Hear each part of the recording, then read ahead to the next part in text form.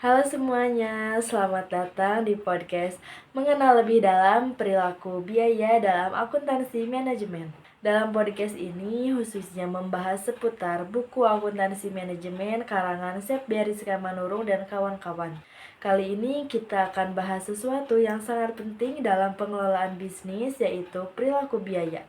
Kita tahu bahwa dalam dunia bisnis, biaya adalah satu faktor yang menentukan keuntungan. Nah, memahami bagaimana biaya berubah seiring dengan aktivitas bisnis bisa membantu perusahaan dalam perencanaan, strategi harga, hingga efisiensi operasional. Saya Marsanda Lisa Putri sebagai host atau moderator kali ini, dan kita kedatangan dua narasumber keren yang akan membahas topik ini lebih dalam. Yang pertama ada Tina Isnaini sebagai narasumber pertama. Halo Tina. Halo Marsha, senang bisa bergabung di podcast ini. Dan narasumber kedua kita adalah Delin Karlina Putri. Halo Delin. Halo Marsha, terima kasih sudah mengundang saya. Baik, langsung aja kita mulai. Mungkin kita bisa mulai dengan pertanyaan paling mendasar dulu. Apa sih sebenarnya perilaku biaya itu? Perilaku biaya adalah cara bagaimana biaya berubah seiring dengan perubahan aktivitas atau output. Menurut Garrison et al. Pada 2014, biaya dapat naik, turun, atau tetap konstan tergantung pada tingkat aktivitas yang terjadi. Jadi, perilaku biaya itu menggambarkan bagaimana biaya dalam suatu bisnis bisa berubah tergantung pada aktivitas yang dilakukan. Kalau dalam istilah ekonomi, ini sering dikaitkan dengan cost behavior, yaitu bagaimana biaya bereaksi terhadap perubahan produksi atau layanan yang diberikan. Nah, benar sekali. Jadi, kalau aktivitas bisnis naik, ada biaya yang ikut naik juga. Nah, ada yang tetap dan ada yang berubah secara bertahap. Nah, ini penting untuk diketahui agar perusahaan bisa mengelola keuangan mereka dengan lebih baik tentunya ya. Oke, berarti kalau kita ingin meningkatkan produksi, kita harus tahu biaya mana yang akan bertambah dan mana yang tetap. Mungkin bisa kasih contoh sederhananya? Nah, misalnya kita punya bisnis catering. Kalau jumlah pesanan meningkat, otomatis kita butuh lebih banyak bahan baku dan tenaga kerja kan? Nah, itu adalah biaya variabel yang berubah sesuai volume produksi. Tapi di sisi lain, biaya sewa dapur tetap sama meskipun pesanan meningkat. Itu yang disebut biaya tetap. Nah, jadi sebelum menentukan perilaku biaya, ada 3 hal penting yang perlu diperhatikan. Yang pertama yaitu objek biaya atau produk atau jasa yang menjadi fokus perhatian manajer. Yang kedua yaitu ada ukuran output, yaitu jumlah unit yang diproduksi atau jumlah jam kerja. Yang ketiga yaitu ada rentang waktu atau batasan aktivitas normal yang dapat mempengaruhi biaya. Nah, tadi kita udah bahas sedikit soal biaya tetap dan variabel. Bisa dijelaskan ya lebih dalam tentang jenis-jenis perilaku biaya? Nah, tentu secara umum ada 3 jenis perilaku biaya. Yang pertama adalah biaya tetap. Nah, biaya tetap adalah biaya yang tidak bisa berubah meskipun aktivitas produksinya berubah. Nah, contohnya seperti apa? Uh, Contohnya adalah seperti sewa gedung, gaji manajer, penyusutan mesin. Namun, biaya tetap per unit akan berkurang ketika produksi meningkat. Yang kedua ada biaya variabel. Jadi, biaya yang berubah seiring dengan aktivitas produksi. Nah, contohnya adalah bahan baku, logistik untuk produksi, tenaga kerja langsung. Nah, semakin banyak unit produksi, semakin besar pula biaya bahan baku. Yang ketiga ada biaya campuran. Apa sih itu biaya campuran? Yaitu biaya kombinasi antara biaya tetap dan variabel. Contohnya adalah biaya listrik pabrik, ada bagian tetap dan ada yang berubah sesuai pemakaian.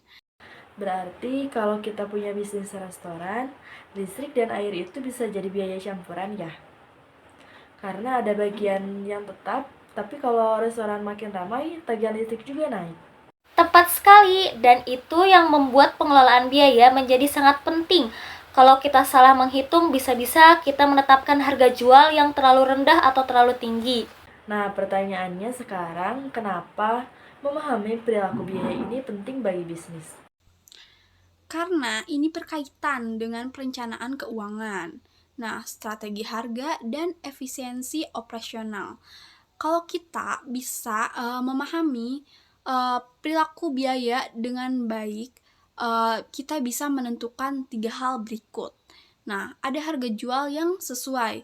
Nah, agar tetap untung tanpa merugikan pelanggan tentunya. Yang kedua adalah anggaran produksi, supaya bisnis tetap berjalan tanpa biaya yang berlebihan tentunya. Yang ketiga ada efisiensi bisnis, menentukan cara mengurangi biaya yang tidak perlu. Betul, sangat setuju. Dan satu lagi, perilaku biaya juga penting untuk menganalisis margin kontribusi. Ini adalah selisih antara pendapatan dan biaya variabel. Kalau margin kontribusi tinggi, itu berarti bisnis punya lebih banyak dana untuk menutup biaya tetap dan memperoleh keuntungan. Margin kontribusi membantu perusahaan dalam menentukan keuntungan dan titik impas. Sekarang kita bahas bagian teknisnya. Bagaimana cara perusahaan menentukan apakah suatu biaya itu tetap, variabel, atau campuran? Nah, ada beberapa metode yang digunakan dalam analisis biaya. Yang pertama ada metode teknik industri. Nah, melibatkan pengamatan langsung terhadap aktivitas produksi untuk menentukan hubungan antara biaya dan output. Yang kedua ada metode analisis akun, yaitu mengklarifikasikan akun biaya dalam laporan keuangan untuk menentukan apakah biaya termasuk tetap atau variabel. Nah, yang ketiga ada metode kuantitatif, menggunakan data statistik. Seperti apa? Nah, seperti metode tinggi, rendah, yaitu menggunakan dua titik data menentukan tren dan biaya. Yang kedua ada metode Scarport, menampilkan pola biaya dalam bentuk grafik. Nah, yang ketiga ada metode regresi linear, menggunakan perhitungan matematika untuk mencari hubungan antara biaya dan aktivitas produksi. Dan jangan lupa manajer juga bisa menggunakan pengalaman dan observasi untuk menentukan perilaku biaya. Ini disebut dengan pertimbangan manajerial. Lalu, tambahan nih, sumber daya fleksibel disediakan sesuai kebutuhan, seperti bahan baku, sedangkan sumber daya berkomitmen diperoleh sebelum aktivitas terjadi, seperti sewa gedung. Biaya bertahap adalah biaya yang meningkat secara bertahap seiring dengan peningkatan output, seperti penambahan supervisor jika kapasitas produksi meningkat. Kita ada contoh kasus nih untuk menutup pembahasan ini.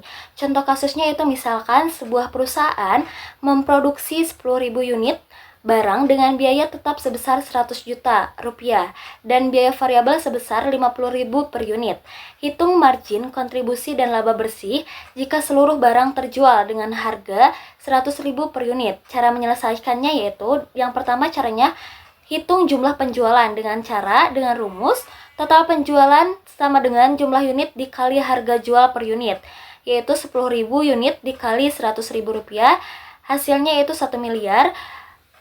Rumus kedua yaitu dengan menghitung total biaya variabel. Total biaya variabel sama dengan jumlah unit dikali biaya variabel per unit, yaitu 10.000 unit dikali 50.000 dengan hasilnya yaitu 500 juta rupiah. Yang ketiga yaitu hitung margin kontribusi dengan rumus margin kontribusi sama dengan total penjualan dikurangi total biaya variabel, yaitu 1 miliar dikurangi 500 juta dengan hasilnya yaitu 500 juta. Rumus terakhir yaitu dengan menghitung laba bersih dengan rumus margin kontribusi dikurangi biaya tetap, yaitu 500 juta dikurangi 100 juta dan hasilnya yaitu 400 juta rupiah. Kesimpulannya, margin kontribusinya yaitu 500 juta rupiah sedangkan laba bersihnya 400 juta rupiah. Perhitungan ini menunjukkan bahwa perusahaan mendapatkan keuntungan sebesar 400 juta setelah dikurangi semua biaya tetap. Jadi, dari contoh kasus ini, kita bisa melihat bagaimana konsep perilaku biaya digunakan untuk menghitung laba bersih. Perhitungan ini sangat membantu manajer dalam membuat keputusan apakah produksi yang dilakukan sudah memberikan keuntungan yang optimal atau masih perlu efisiensi biaya. Wah, menarik sekali ya. Kita sudah ngobrol panjang lebar tentang perilaku biaya. Dari yang kita bahas tadi bisa disimpulkan bahwa perilaku biaya membantu bisnis dalam perencanaan keuangan dan strategi harga. Ada 3 jenis biaya utama, yaitu biaya tetap, variabel, dan campuran. Lalu, analisis biaya yang baik dapat membantu meningkatkan efisiensi bisnis. Terdapat juga berbagai metode untuk menentukan perilaku biaya, dari observasi langsung hingga analisis statistik. Saya ingin mengucapkan terima kasih banyak untuk narasumber kita yaitu Tina dan Delin atas penjelasannya yang sangat informatif. Sampai jumpa di episode selanjutnya.